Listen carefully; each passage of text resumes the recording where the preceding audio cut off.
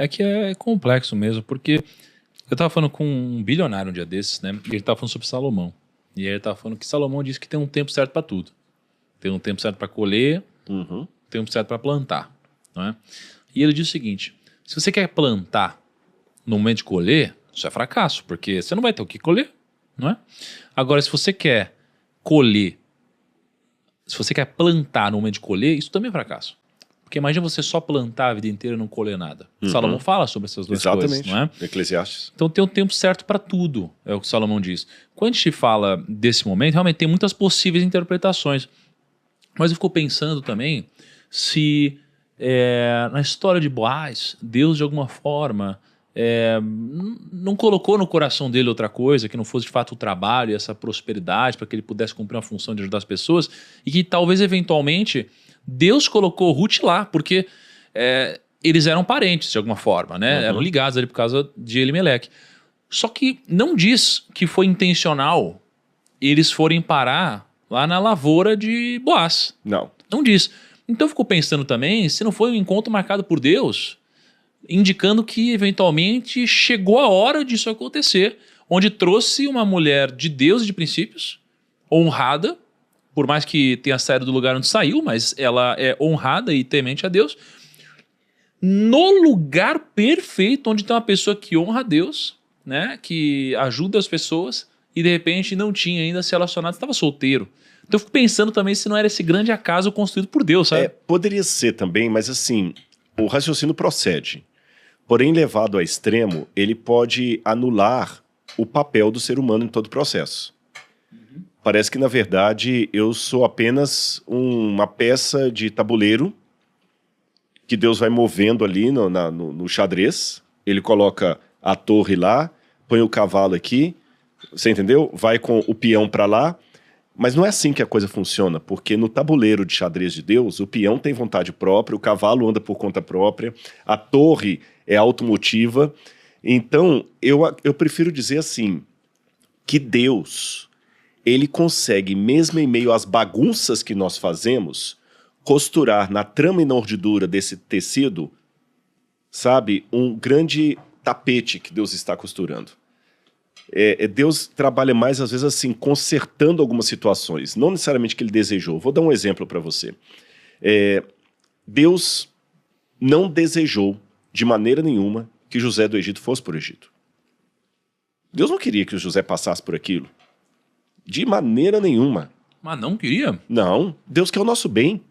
Mas ele não acredita. Às vezes Deus não pode acreditar que uma dor nossa faz parte de um processo que ele sabe que a gente precisa passar? Sim, mas aí que tá. Porque se Deus quer, aí é lógico, tem todas as questões teológicas, se você vai para o lado mais de Calvino ou de Jacó Arminius, né? O Calvino vai, se Calvino tivesse sentado aqui... Não, vamos partir do pressuposto do livre-arbítrio. Né, exatamente. Existe. O Calvino vai falar, não, Deus que quis, acabou. Mas do livre-arbítrio, eu vou falar que Deus quis o seu mal, porque se eu levar isso a instâncias muito altas, Deus quis o câncer que alguém está enfrentando hoje, Deus quis aquela violência sexual que a menina sofreu ali, de jeito nenhum. Imagina... Alguém que está nos assistindo agora e que sofreu uma violência sexual. Então Deus quis aquela violência sexual para me ensinar alguma coisa e tal? Não. Deus não quer. Mas uma vez que algo que Deus não quer aconteça, esse é o ponto. Deus consegue, daquilo ali, extrair uma bênção. E eu sou a testemunha viva do que eu estou falando. A relação sexual que me produziu não foi vontade de Deus. Porque meu pai e minha mãe não tinha relação nenhuma com o outro e tal, se encontraram, foi uma coisa fortuita, e entre uma bebida e outra lá, acabaram se relacionando e pum, a mãe estava fértil, engravidou de mim. Pelos princípios que nós conhecemos do casamento, da moralidade, da família, se eu falar que Deus desejou aquilo ali, Deus é incongruente, porque Deus desejou algo que ele abomina, que é justamente o adultério, correto? A fornicação. Sim, claro. Então é incongruente. Deus não quis aquela relação. Mas se Deus não quis aquela relação, aí eu vou cair num outro... E o que eu sou? Um objeto estranho? Então Deus fala assim, não era isso que eu queria. Não era o ideal. Mas já que isso aqui aconteceu, eu vou transformar isso aqui numa benção. Eu vou fazer o Rodrigo, eu vou pegar esse É assim que eu encaro minha vida. Eu vou pegar esse espermatozoide aqui para fecundar o óvulo, para sair o Rodrigo, para lá no futuro, ele ir lá no programa, no PrimoCast, para falar para as pessoas a meu respeito. E Deus vai fazendo essa vida toda. De repente, Deus poderia ter outros planos para Boaz, e Boaz podia ter tido uma outra esposa. Mas já que por uma circunstância ele estava solteirão, não, já que isso aconteceu, eu vou mexer as peças aqui, eu vou fazer Ruth encontrar com ele, ele é o parente resgatador, mas Ruth vai resgatar o coração dele. E Deus vai fazendo isso com a gente todos os dias, Thiago. E Deus faz planos para nós todos os dias. Eu concordo.